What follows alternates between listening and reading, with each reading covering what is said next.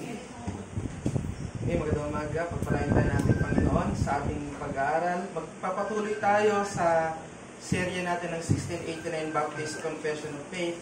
And today we will be discussing lecture 19. This is the 19th lecture.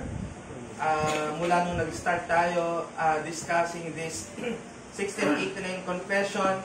And tayo ngayon ay nasa chapter 7 ng ating Confession of Faith. At meron yung pamagat na of God's Covenant. So meron lamang itong tatlong paragraph sa 1689 Baptist Confession, pero isa sa mga ginawang referensya ng mga ninuno nating mga Baptista noong 17th century ay tingnan din ang Westminster Confession naman ng mga Presbyterian. However, in the Presbyterian Confession, it has 5 paragraphs sa Covenant. Pero malalaman natin bakit sa Baptist ay naging 3 lamang ito. So let's read through all the 3 paragraphs of the 1689 Baptist Confession, chapter 7.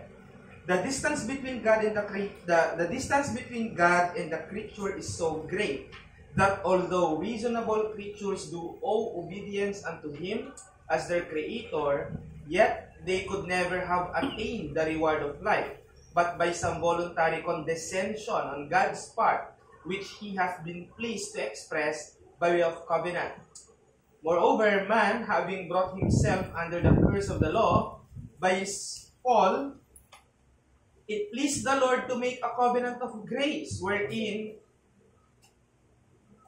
He freely offereth unto sinners life and salvation by Jesus Christ, requiring of them faith in Him, that they may be saved, and promising to give unto all those that are ordained unto eternal life His Holy Spirit to make them willing and able to believe.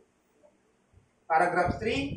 This covenant is revealed in the gospel, first of all to Adam, in the promise of salvation by the seed of the woman, and afterwards by further steps until the full discovery thereof was completed in the New Testament, and it is founded in that eternal covenant transaction that was between the Father and the Son about the redemption of the elect. And it is alone by the grace of this covenant that all of the posterity of fallen Adam that ever were saved did obtain life and a blessed immortality, man being now utterly incapable of acceptance with God upon those terms on which Adam stood in his state of innocency. So that's our confession, and we will be dealing with that. Marami ang nag-iisip na in relation to God, tayo bilang mga tao is just a creator-creature relationship. We worship Him because He is our creator, and we are His creation. So nasa ganoong level ang karamihang tingin kung bakit dapat nating sambahin ng Diyos. Pero on top of creation is covenant. Nalugod ng Diyos na makipagtipan sa kanyang nilikha. So, hindi lamang niya nilikha, tapos, okay, dahil ikaw ay nilikha ko, sasamba ka sa akin, kundi on top of that, creation is covenant. So, God therefore is a covenanting God. Kaya yung creator-creature relationship, nagpapakita ng infinite distance between God and man. So, hindi yan mababago, hindi mapaglalapit. So, hindi natin ma-attain ang state ng pagiging creator. It cannot be. So, that gap of creation-creature will be everlasting or eternal. Kahit tayo ay niligtas at tayo ay kakasamahin sa kaharian ng Diyos, kinakasama na sa kaharian ng Diyos, ay hindi natin mapapantay ang sarili natin sa Creator. Hindi mangyayari yon. But God is a covenanting God. Kailangan ng covenant upang ang Diyos ay magkaroon ng relationship sa tao more than a creator-creature relationship. So apart from the covenant, hindi tayo magkakaroon ng relasyon sa Diyos nang labas pa sa pagiging nilikha niya. So there is this what we call condescension on God's part. So, yung infinitely holy God ay bumaba. Hindi siya bumaba sa trono, hindi niya inalis yung pagka-Diyos niya, kundi nagkaroon siya ng adjustment na pumantay sa kung papaano nakakaunawa ang kanya nilikha, papaano gumagana ang mga emosyon natin. Hindi siya naging tao sa part na yan, malayo pa yung kay Kristo, pero may condescension na naganap sa Diyos at sa tao nung siya ay nakipagtipan sa tao. At yan ay sa pamamagitan ni Adan. Just take note that the word condescension in today's use ay nanunuya ka. No? Pero sa theology, condescension ay yung binaba ng Diyos or ang Diyos ay masasabi nating ginamit niya yung paraan ng comprehension ng tao para maintindihan natin siya. That's condescension. Bumababa siya sa level natin. Bagamat hindi niya iniiwan ang kanyang pagka-Diyos. So muli natin balikan ang sinasabi ng confession, the distance between God and the creature is so great that although reasonable creatures do owe obedience unto Him as their Creator, yet they could never have attained the reward of life but by some voluntary condescension on God's part, which He hath been pleased to express by way of covenant. Hindi naman obligated ang Diyos na magbigay ng rewards. Kung creator lang ang relationship. Okay, nilikha kita, gagawin mo lang lahat ng gusto ko. Pero, ang Diyos, na-please siya, nalugod siya, na magbigay ng reward, favors, privileges, sa paanong paraan? Sa pakikipagtipan.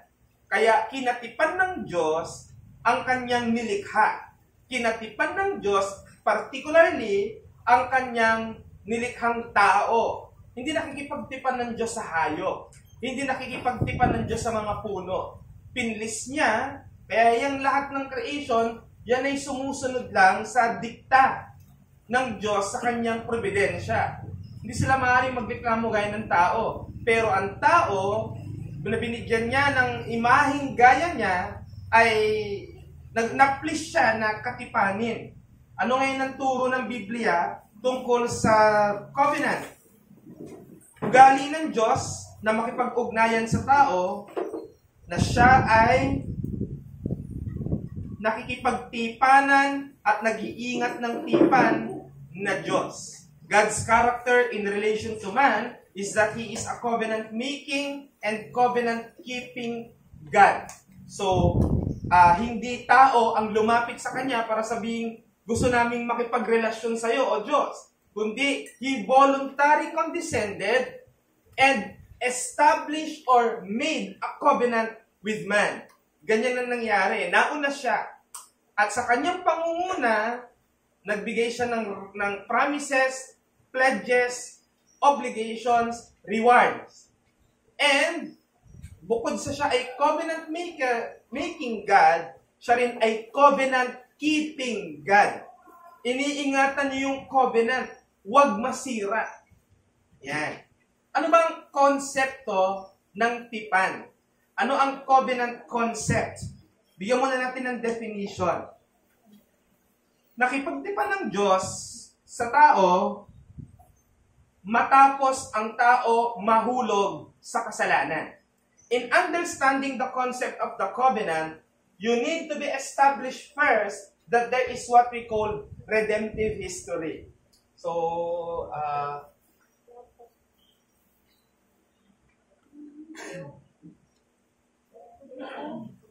this is a theological term, mas gamit sa mga theology, pero napakahalaga nito. When we say redemptive history is that yung overall plan ng Diyos sa tao tungkol sa kaligtasan. Ayan. Sa madaling salita, history ng pakikipagtipan ng Diyos at pagliligtas. Ayan. So, sa redemptive history, makikita natin na madadamay ang buong Bible. Dahil nag-start ang plan of salvation na ni-reveal sa Genesis pala. And then it progressed. Ang sabi ng confession natin, further steps. Sa malayong mga hakbang o pagtalon ay lalong na-unfold. Kaya tawag dyan, unfolding. Parang nakatiklop na unti-unti binubuksan, ina-unveil. Yan ang redemptive history. Now, sa overall plan ng Diyos, meron lang tayong kakibisaduhin. Na pag nakabisa mo yon, alam mo, ano ang story ng Bible from the beginning until the end. Right? First is that God created.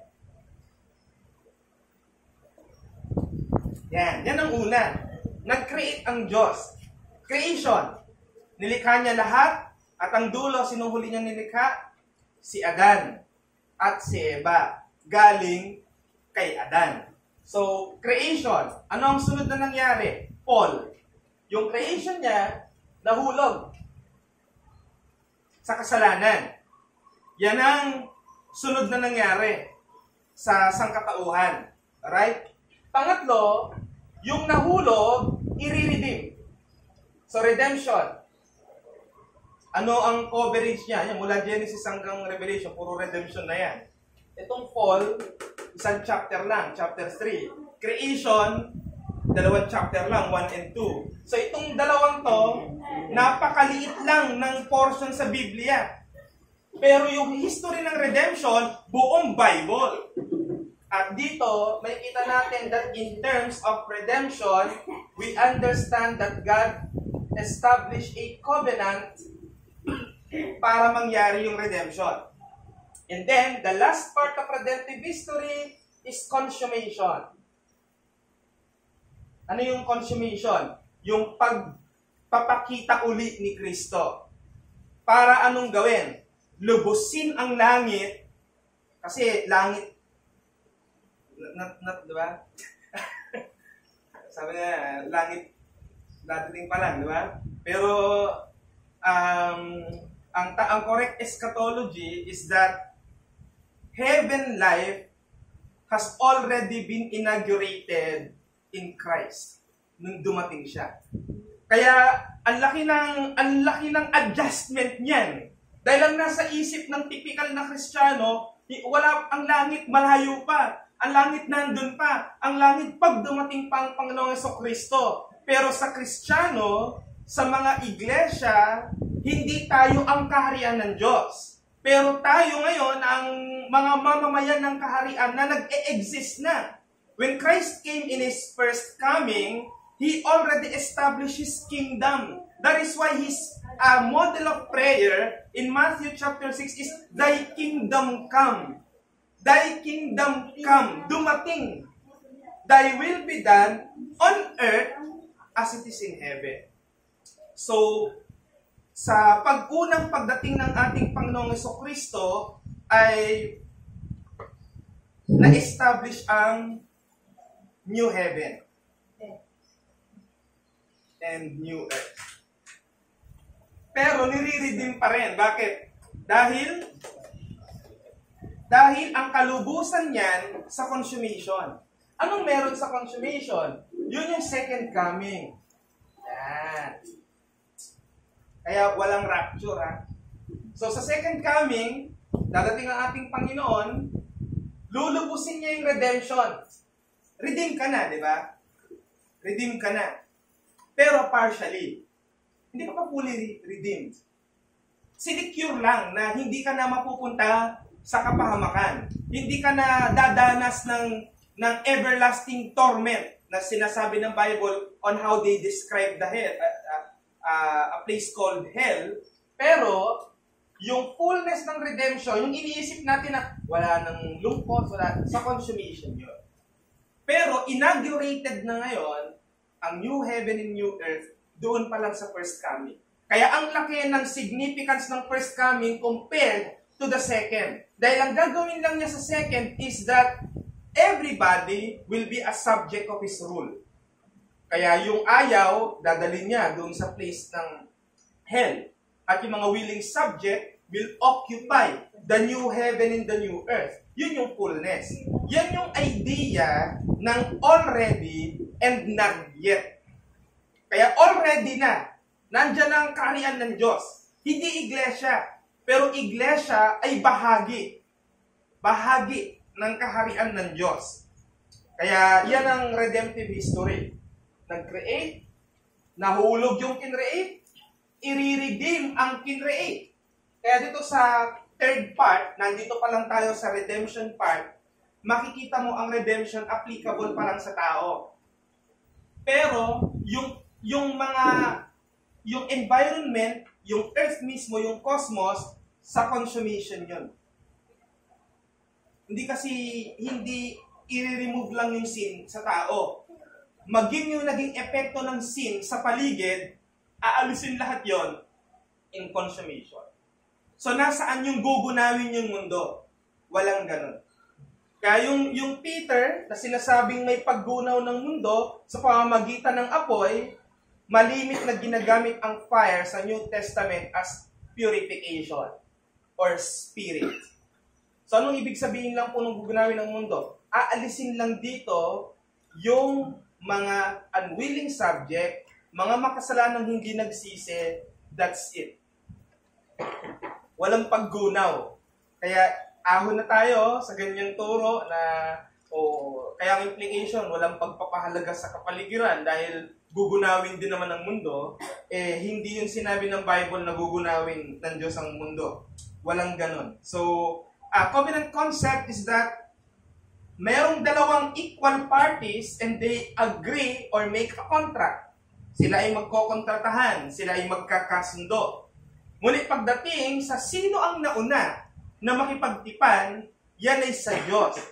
Kaya God is the covenant initiator in His divine condescension. Voluntary, siya ay nakipagtipan.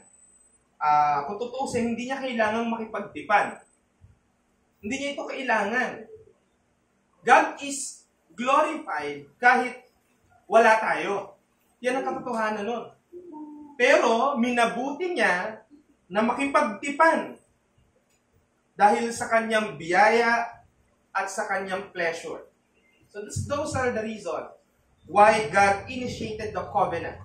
Now, in terms of covenant, paamiwan ko lang ng konti.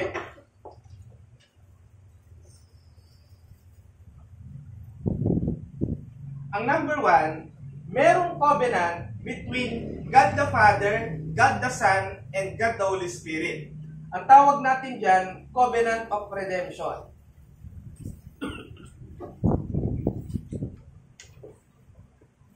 So, nangyari ito in eternity.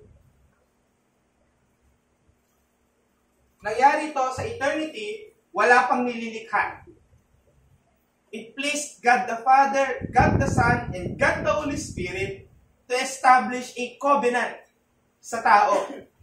Kasama na rin dyan yung covenant na gagawin after ma-fall ng tao sa kasalanan. Now, nung lumikha ng Diyos ng tao, so papasok na yung redemptive history.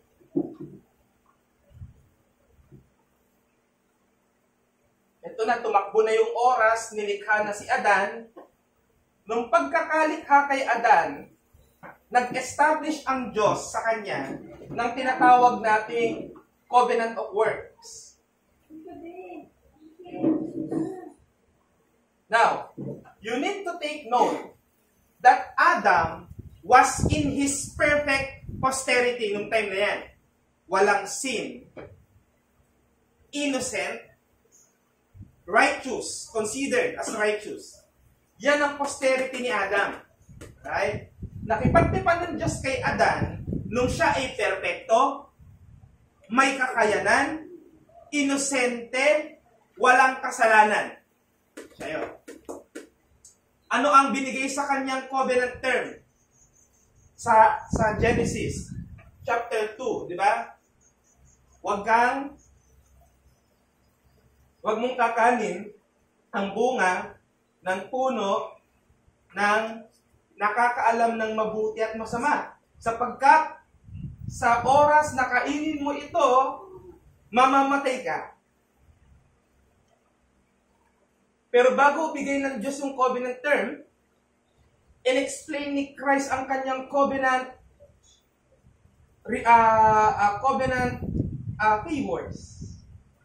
Nauna muna yung lahat yan sa'yo. Yang mga hayop, ikaw ang mamamahala dyan. Dominion mandate. Di ba? So, ikaw ang mamamahala lahat yan. Pangalanan mo lahat yan. Lahat ng mga nilikha ko, para sa'yo yan. Di ba? Creation mandate. Ano pa ang creation mandate? Okay, nilikhaan kita ng babae. Naaasawahin mo, mag-aanak kayo. Di ba? Ang implikasyon nun, maiba lang ako, huwag kang mag-aasawa, tapos ayaw mo mag-anak. Dahil creation mandate yan. Kasalanan yun, mga kapatid, ha? Iba yung providential hinder, hindi niloob ng Diyos. Versus sa talagang unwillingly, or willingly, ayaw mo mag-anak. Bakit? Aso na lang. Pusa na lang. Yan ay kasalanan. Hindi kasalanan ng mag-pet. Hindi ko sinasabing kasalanan ng mag-pet. Pero i-replace mo yung ayaw mong mag-anak dahil aso at pusa ang gusto mo, mali sa Bible yan.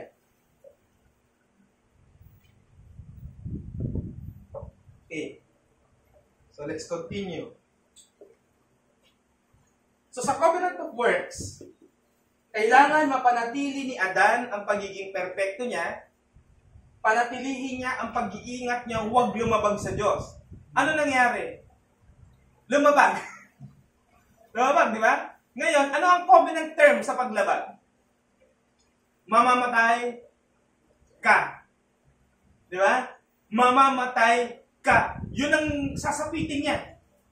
Ngayon, ang paliwanag ng mga dispensationalists, totoo pong nangyari. Bakit? Spiritual death po kasi ang tinutukoy doon.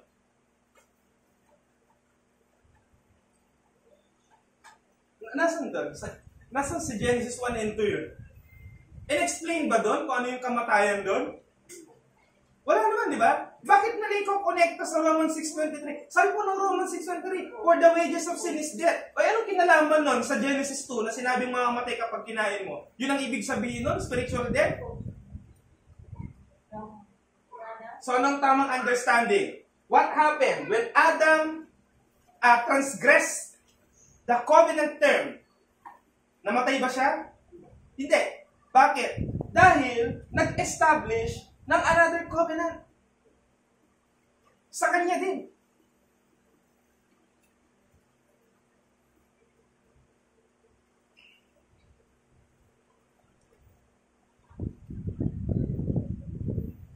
Now dito may dispute ang ibang mga kapatiran.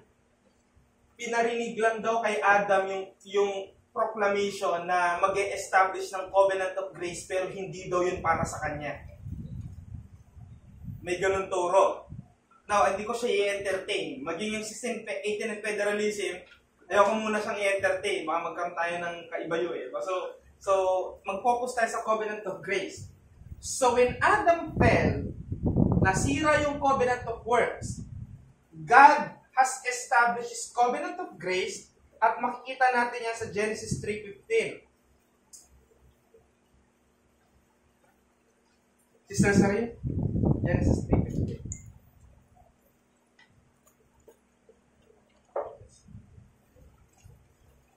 Genesis 3:15, I will put enmity between you and the woman, and between your offspring and her offspring. He shall bruise your head, and you shall bruise his heel. Ayan. So, after na mahulog ni Adan sa kasalanan, medyo huwag niyo pasalihin si Eva. Ang nangyayari kasi, parang parehas sila ng sinapit. So, tutusin si Adan ng pinananagot. At dahil ang babae ay nasa ilalim niya, at federal head din ni Eva, si Adan, ay siyang una na napasahan, na imputan nung nangyari kay Adan hanggang sa panahon natin ngayon. So sa covenant of grace, si Yahweh, ang Diyos, naghayag Alright? Naghayag siya na i-redeem niya yung nahulog. Kaya lang, hindi si Adan, kundi yung binhi. Di ba? So, anong nangyari? Sa Covenant of Grace, unang in-announce sa Genesis 3:15 na may ipapadala, hahalili kay Adan o tutubusin yung mga naging epekto ng kasalanan kasama doon yung mga descendant ni Adam. Now, yung sinasabi ng ating confession na by further steps, kasi ang tagal bago na-realize yan na si Christ pala yan. Kaya marami pang mga underlying covenants dyan. Ang covenant of grace. Una dyan is tinatawag nating Abrahamic. Sa pamagitan ni Abraham, in-establish ng Diyos ang kanyang bayan. Bayan niya ang pinili niya at bayan niya ang ililigtas niya. Yan. Ngayon, na-realize natin na ang bayan pala ni Abraham ay iglesia. Dahil yan ang sinasabi ng Galatians 6:16. Yung church daw is the Israel of God. Kaya pala, ang totoong Israel ay ang iglesia, hindi geographical Israel.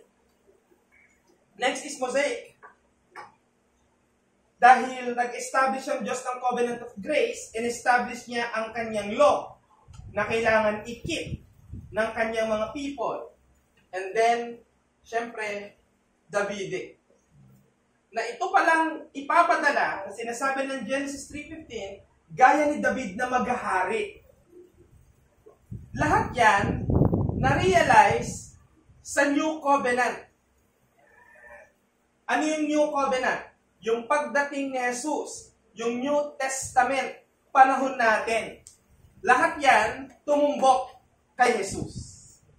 Kaya si Adan, or si Kristo, ang bagong Adan. Na-discuss natin last time. So, anong implication na pag-establish ng Covenant of Grace? The fall was not the cause of God's original plan to establish the Covenant of Grace, but the Covenant of Grace was part of God's eternal plan to redeem His elect through Christ. Kaya mali yung idea na kaya ang Diyos nakipagtipan ng biyaya dahil nahulog yung tao sa kasalanan. Mali. Bago pa mahulog sa kasalanan yung tao, sa Covenant of Redemption, planado yan na mag-establish ang Diyos ng covenant. Regardless kung supralapsarian o infralapsarian ka, ganun din yun.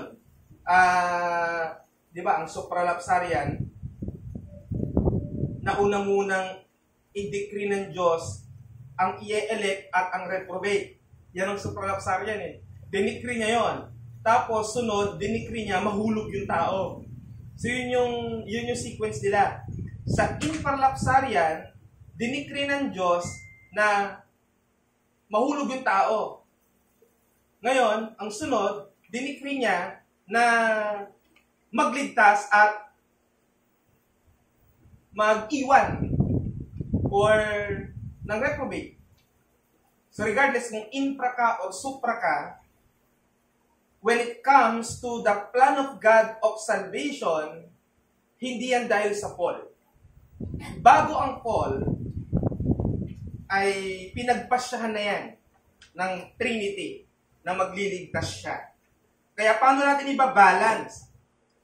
Ang pagtatatag ng Covenant of Grace ay tugon ng Diyos sa pagkahulog, pero ito ay nakaplano na sa walang hanggan sa pamamagitan ng tipan ng pagliligtas. So ilang covenant? Covenant of Redemption, God the Father, God the Son, God the Holy Spirit. Covenant of Works, ang Trinity at si Adan yon. Trinity at si Adan. Kasali doon. Covenant of Grace, yung tao sa kanyang kabuuan. At si Kristo. Dahil siya yung kinalugdan na gumawa niya. Ngayon, ang covenant of grace, sa second column, ang covenant of grace, ito ay nagliligtas. Again, ito ay nagliligtas.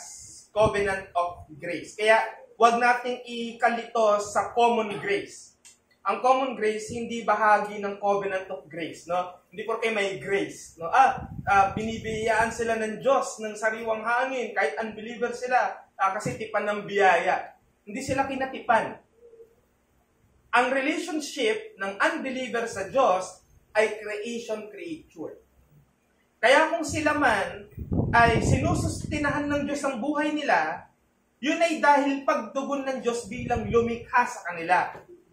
Grasya rin niya na pinapanatili niya ang buhay, pero dahil hindi siya nakipagtipan sa kanila, walang kaligtasan sa kanila. Kaya yung mga kabahagi lamang ng covenant of grace, sila lang ang may kaligtasan. Paano naganap ang covenant of grace? Sa pamamagitan ng perpektong pagsunod sa covenant of works. I-apply mo ang immutability of God. God is unchanging. Kung ano yung condition niya kay Adan, hindi na mawawala yun. Ang gagawin ngayon ng covenant of grace, muling i-establish yung covenant of works, ayusin. Ganun ang trabaho ng covenant of grace. Ang hindi nasunod sa covenant of works, masunod. Pero sa pamamagitan na ni Kristo, the second and last Adam. Ano yung condition kay Kristo? Huwag rin kainin. Wala na yun eh. Sinara na yung Eden, di ba? So sinara na yung Eden. Ang gagawin ni Kristo, lahat ng kautusan, sundin niya. Hindi siya magkasala. Hindi siya mahuli na aresto ng kasalanan. At nagawa ni Kristo yon. Napagtagumpayan niya ang covenant of works. Kaya ngayon ang covenant of grace na-implement. Na-implement sa new covenant. Panahon na natin yun ngayon. So ano ngayon ang naalis? Ano ngayon ang naalis? Burnt offerings. Burnt offerings. Sacrifices. Priestly mediatorial activities. Yung kailangan sa propeta ka lumapit para makalapit ka sa Diyos. Kailangan lumapit ka sa sacerdotes levitas para ikaw ay makalapit sa Diyos. Ngayon, we have the priesthood of all believers. Because lahat ng type and shadows sa Old Testament, pati yung function ng priest, pati yung function ng prophet, pati yung function ng king, nasinsin lahat sa persona ng ating Panginoong Jesucristo. Kaya bawat individual ngayon na Kristiyano nakakalapit by faith kay Kristo. Kaya wala ng pare, wala ng propeta, wala ng sacerdotes levitas, wala ng burnt offering, sacrifices, tithes and offering. Issue ko pala yun. No? So, sa covenant of grace, inayos yung covenant of works sa pamamagitan ni Kristo. Yan ang nangyari dyan. Para maintindihan natin. Ngayon, ano ang criteria, right? Ano ang criteria para maging eligible na pumalit kay Adan? Walang kasalanan at perpekto. Si Kristo ay dumating sa mundo na walang total depravity. At napanatili niyang wala siyang kasalanan hanggang sa siya'y mamatay. Kaya siya yung central figure. Kaya nga, walang pangalan daw, kahit anong pangalan sa ilalim ng lupa, na makapagliligtas, kundi ang pangalan lamang ng ating Panginoong Jesucristo. Ngunit tandaan natin ang covenant ay gawa ng Trinidad. May partisipasyon. Ang Ama, siya ang pumili. Si Kristo, siya ang pinrovide na mag-redeem. At ang Holy Spirit ang nag-apply ng salvation graces. Andiyan ang mga verse. Kaya ang covenant of grace, ito ay progressive in nature. At ang gamit dyan ng ating confession yung further steps. Kung ano yung understanding natin ngayon sa covenant of grace, hindi yan ang understanding ng Old Testament. Kasi progressing pa lang siya. Kaya, mas mapalad tayong mga nasa covenant of grace. Nasa new covenant in Christ. Bakit? Na-realize na natin na siya pala ang kalubusan ng lahat ng pangakong tipan. Kaya ang Old Testament covenants, tipo at anino lang ni Kristo. Ngunit fully realize lahat yan sa pagdating ng ating Panginoong Hesukristo.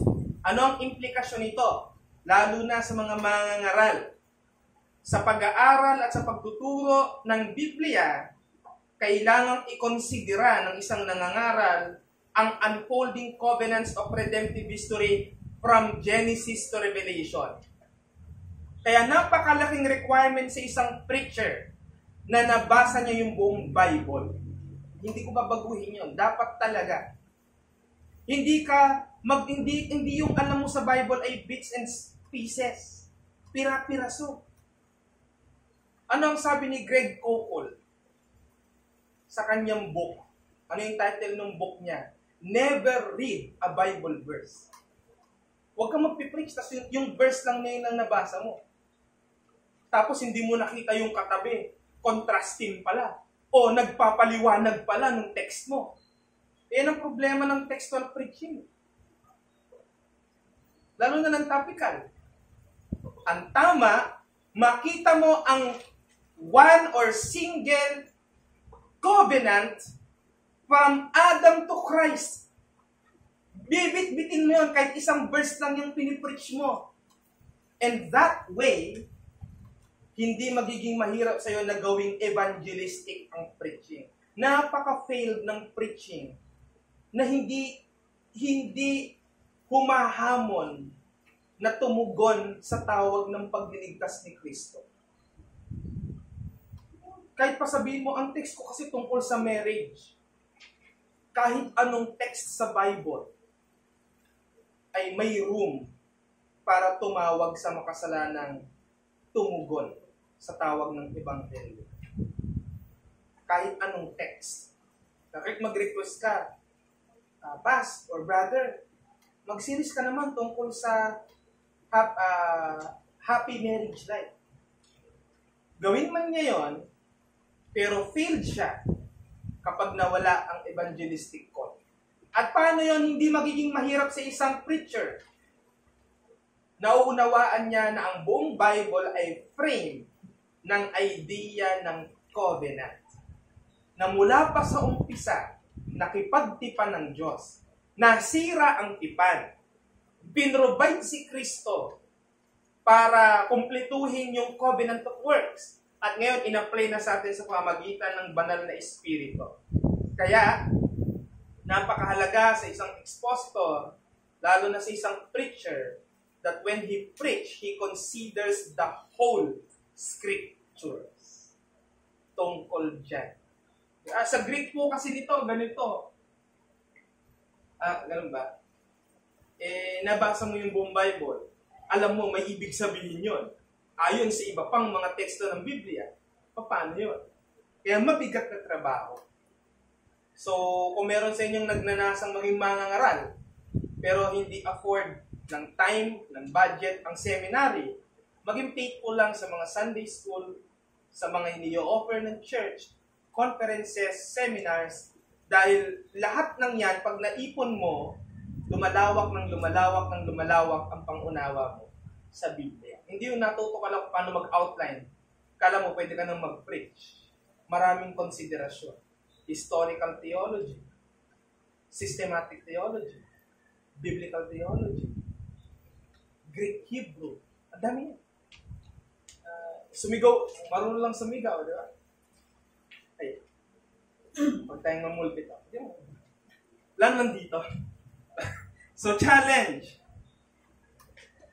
Dahil tayo ay na kay Kristo na si Kristo siya ang tumugon ng batas at siya ay nagtagumpay sa sumpang ibinigay dahil sa kasalanan ni Adan, walang hanggan tayong magpasalamat sapagkat tayo ay nasa bahaging ito ng covenant of grace. Nalin, nasa bahaging natupad na lahat. Kaya victorious tayo because of Christ. Tutuusin, ang ginagawa na lang natin ngayon ay maghintay sa Kanya. Pero habang naghihintay, magtrabaho. Habang naghihintay, magpakabanal pa rin. Dahil maraming naghintay, nabigo, namatay din. Kasi ang tagal sa oras ng tao. So may tamang attitude ng paghihintay. Dahil hindi mo alam kung kailan, pero may tagubili na alam mong dapat mong sundin habang ikaw ay binibigyan ng pagkakataon na mabuhay sa mundo. Kaya, be thankful because we are on this side of covenant of grace. Wala doon sa kabila, yung Old Testament, na iba ang kanilang ginagawa. Bagamat iisang covenant of grace yan, pero sa panahon nila, naghihintay pa sila.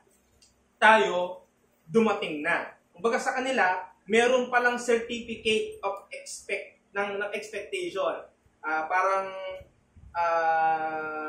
Kunyari nga, ayuda. Madalas sinasabi ni Pastor Noel, yung mga nabahaan, bibigyan ka ng barangay ng staff na isa ka sa mga beneficiary ng grocery na dadating next week. So, may saya ka na. May sense ka na ng security kasi may hawak patunay. Yan ang Old Testament. Parehas sila ng kaligtasan, si Kristo rin.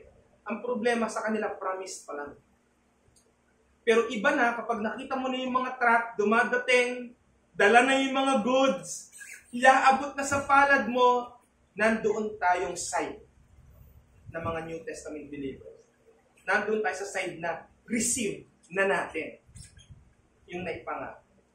Kaya mas maganap sapagkat nandoon na tayo sa tapos na nga, diba? Sa katuparan. Nilulubos na lang at mangyayari yan sa muling pagbalik ng ating Panginoong Jesucristo. Nalangin tayo.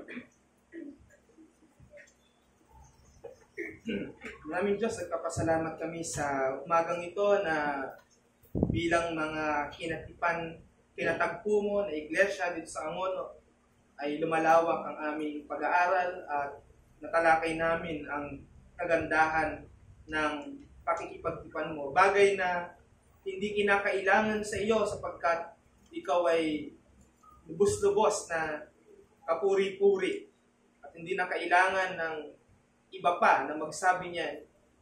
Ngunit niloob mo sa iyong biyaya at habag na makipagtipan sa iyong nilikha, partikular na sa mga tao upang magkaroon kami ng relasyon sa iyo, hindi lamang bilang nilikha, kundi bilang ama at anak dahil sa aming Panginoong Jesucristo. Lagay niyo po sa aming puso ang galak na kasama kami sa mga kinatipan mo sa biyaya kay Kristo at dalhin namin ang panalangin na yamang inilagay mo kami sa isang pamilya na may mga bahaging hindi pa mananampalataya, ay kalugdan mo nawa, O Diyos, na sumapit din sa kanila ang tipan mo ng biyaya na nagliligtas.